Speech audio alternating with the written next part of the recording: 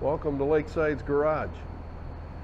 Joe and I have been doing these videos to raise awareness to the importance of preserving this old construction equipment.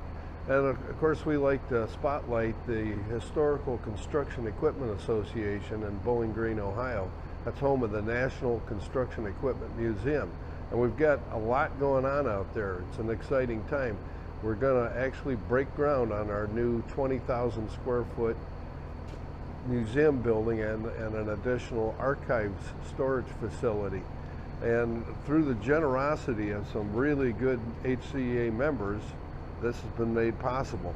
Our membership's been going up. We're doing all this without debt, but we've had a challenge recently from Ohio Cat. Ohio Cat is going to match the next $500,000 that gets donated.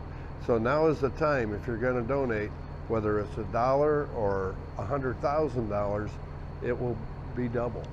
So if you're thinking about donating to something, now's the time, and it'd be much appreciated. And then of course this money is going to go towards the more we can put together, the better the facility that we're going to be able to do. So it's important that we do this now, and we have a heck of an opportunity. And I'd like to thank everybody that has already donated. We've already had donations up close to $150,000, and it's climbing. We've got some more commitments for donations, so it's an exciting time.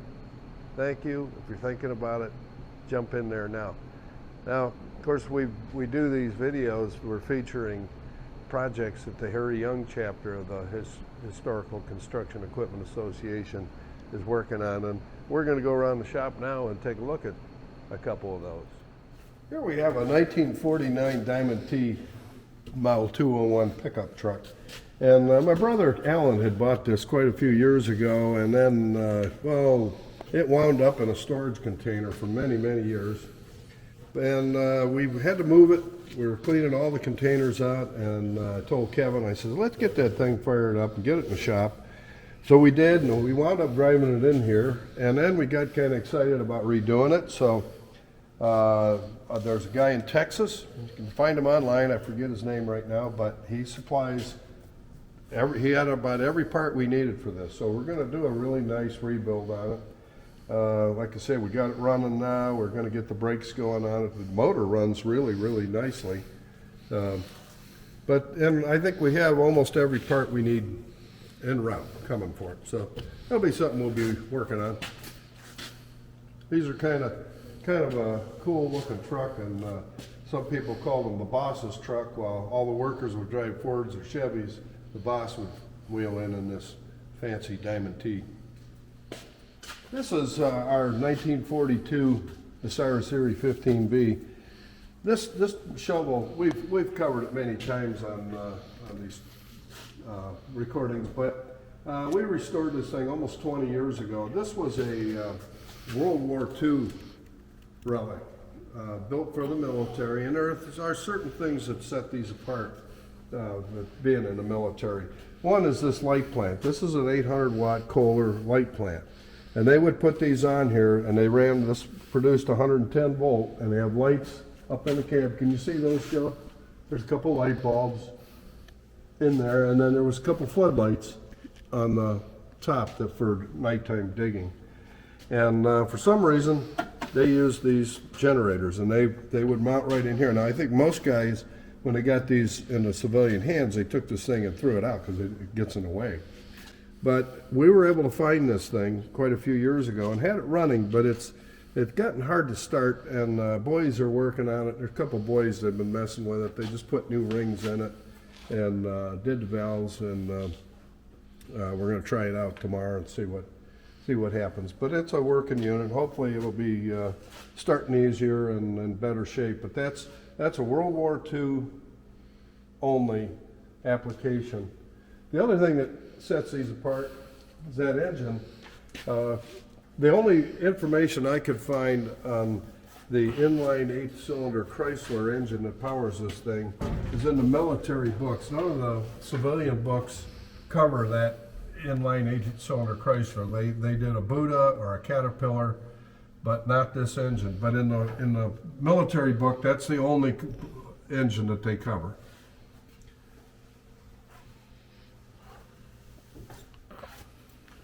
So, and I think even these lights, I think that was a military only application, the big floodlights up there.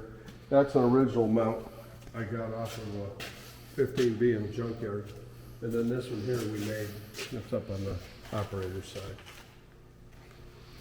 But that's a World War II, 1942, Bucyrus Erie.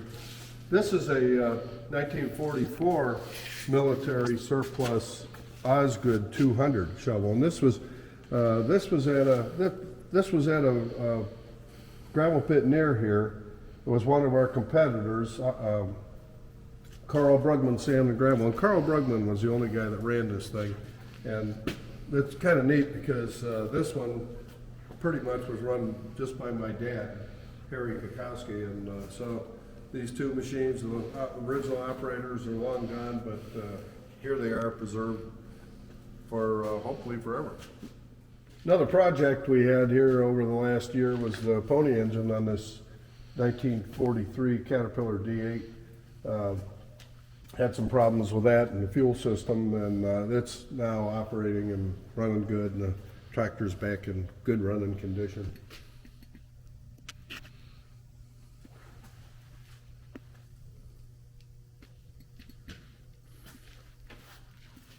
Here we have a 1932 Byers Barcat Jr. shovel. These were built right in Ravenna, Ohio. And this one we hauled out of Clifton, New Jersey, close to downtown New York City. And it's been a good shovel. It had been restored, but we had a few problems with it. Sam and I hauled it out to Kansas this year, and we had a problem with oil leaking out with the transmission getting in on the clutch. So that, you can imagine, that created a few problems. So we're redoing that, put some bearings in this transmission, got to clean this all up, put a new clutch in it.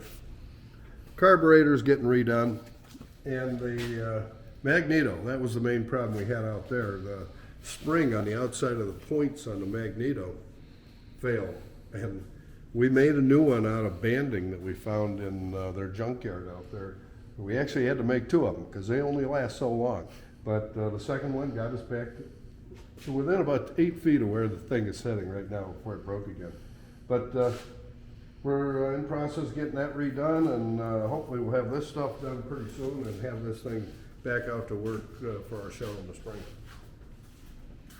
Last Saturday, I know I haven't chimed in very much because I'm running the new camera that I'm using. So this spring, it's going to be the last Saturday in April for the Harry Young Chapter Lakeside Sand and Gravel Open House. Also, for anybody that is tuning in, remember this year out at the HCEA's grounds, Bowling Green, will be our national convention. I think that runs the 22nd or the 23rd through the 25th of this year. That's going to be in September. But we'll double check that, and I'll put this up. I'll definitely make sure it makes its way onto the video once it gets edited down. Here, come over here, Joe. Let me just show something. Something that we have to do a lot in this shop, especially in the wintertime, is climb over machines.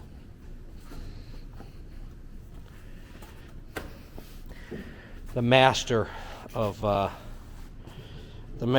putting this equipment into the shop, the man in front of the camera, he wants to make sure that everyone has the hardest time they can maneuvering through the shop. Are you recording? Yes, I am. I know when we were pulling that speed crane in, I told Adam, I says, take that right front headlight off of that D8, because I pulled in enough times, I know with that thing where it's at, it's going to be in the way of that boom. And sure enough, if we wouldn't have taken it off, we would have had a destroyed headlight. We fit everything in every little space around here. I shouldn't say we, he. Here's one, Joe, that we've never featured, and I'd like to do it this summer sometime. See this headlight? That's a gas headlight. It runs on acetylene, and it didn't. This crane in particular probably didn't have these on there. It might have, But when we restored it, we thought, well, if it did have lights, it would have had gas lights, because there's absolutely no electrical system on this crane. It still has its original 4-cylinder Twin City big gas engine in it. But we put these headlights on it. Those are brackets that would fit on an AC Mac I got from Gary Mahan. And we just made little brackets up, and it's kind of neat. That headlight and that one over on the other side will illuminate enough that it can be pitch black, and you can see good enough to run that dragline bucket. You can see the whole bucket the whole time you're digging. It's kind of cool. We'll have to show that on a video, but that's the only one I know of that has functioning gas lights on it. Gas tank's over on that side. You just turn it on, get out here with your matches, and light your headlights up. Get out here with your matches. Yep. I think it'd be easier just to go home. Right now we're crawling across the Badger. That's a cool little shovel. I saw pictures of cranes with those on. That's what kind of gave me the inspiration to put This is the walkway through the shop. In between machines, you got to climb across the Badger, climb across the HD5, and then over to safety.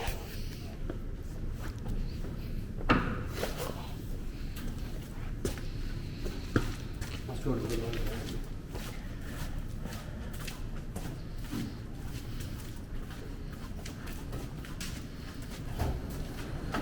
It's a little bit loud in the shop, so we'll try to speak up. We got heater running, air compressors running. We're in the shop now, just kind of give a sneak peek some of the newer equipment that we've got in the shop for the winter.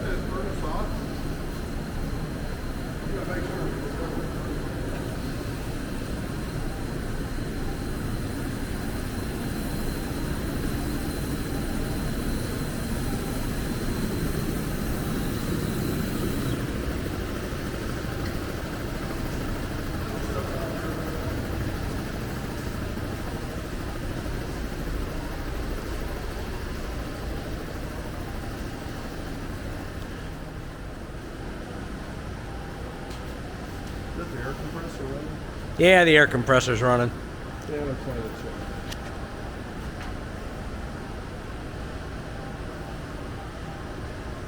on. I've yet to be up on this machine.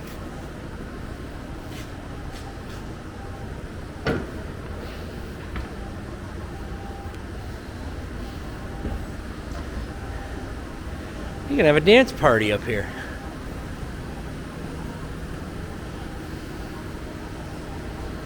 You know, before ROPS, this is how you would run it. Yeah. Well, if you're hitting this in Mexico, that's how you run it.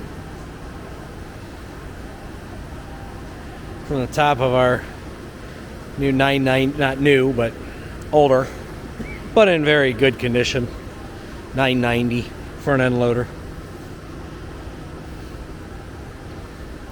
I do like that they have the inclined steps off the back. Yeah. That's a heck of a lot better than climbing straight up a stairway like a 475 Michigan. Okay, here it's Joe and I are up on top of our, well, new to us, it's not new, but this is a Caterpillar 990. It's equipped with an 11-yard bucket. We just bought it from another HCA member, East Fairfield Limestone, Tom Mackel, and it's a pretty nice machine, pretty nice condition. They took good care of it, but it needed a bunch of repairs, and we knew it going into it. And we brought it home, got it off the truck, and brought it in here. We're putting a bunch of pins and bushings in it, and doing some hydraulic work. But it's got a 3412 cat engine, and then there you can see this machine was built in the 90s, but being a Caterpillar, you can still get parts for it. And we're hoping to get at least 5-6 years of life out of it, loading our 55-ton rock trucks. So we'll take a look around it a little bit. Yeah, that's a pretty nice machine. Yeah, we do another video. We'll video a little bit more as this thing comes together and gets to work. We're hoping to have it working pretty soon across the road in the stone quarry. Joe, here's the other one. We've been messing around with smaller graders for a long time and decided we better get a heavier duty grader, so we bought this used Cat 16 grader from Michigan Cat, and seems like it's in pretty good shape. It doesn't, near as we can tell, it doesn't have a tremendous amount of hours. A lot of these Cat 16s get run day and night and wind up a lot of hours on them, but this one seems like it's in pretty good shape. It weighs almost double what we've been running. We've been running an old Cat 14E or an old dresser, and this one weighs almost double what they weigh. So it should cut the roads, and you know the roads get pretty hard packed when you're running 55-ton haul trucks. It's got a very stout frame on it, that's for sure. Yeah, there's a lot to it. Even They didn't skimp at all on these. Look at this this framework for the blade. It's a lot more massive than what we're running now. So. I had people actually commenting on the Terex and Euclid page last night. Somebody posted a picture of the Harris blade. They said it looks a lot like a Rego Giant. So, well, that was the prelude to the Rego Giant.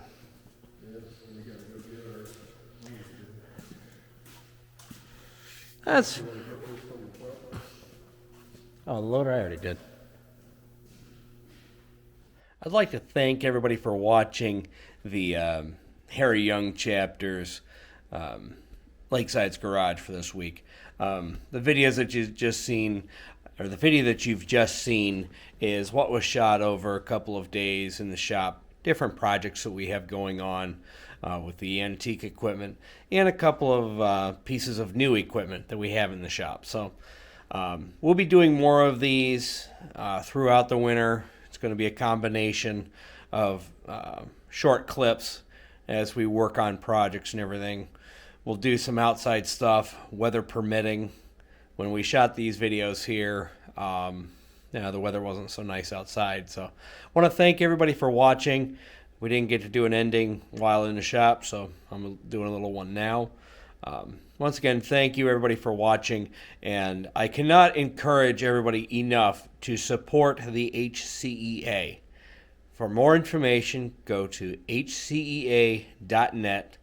I also encourage anybody that is a past member that has a lapsed membership to get on our website, renew your membership to the HCEA. Help this great organization continue on. The HCEA continues on by donations and memberships. Our main revenue is memberships. That's how we keep office staff employed. It's how we keep the archives going. It's how we produce a world-class magazine in the Equipment Echoes. It's all done by memberships and some donations. So please, if you are a lapsed member, rejoin. You won't regret it. And if you've never joined the HCEA, I cannot encourage you enough. Get on the HCEA's website, become a member today. Thank you for watching, everybody. We will see you in the next video.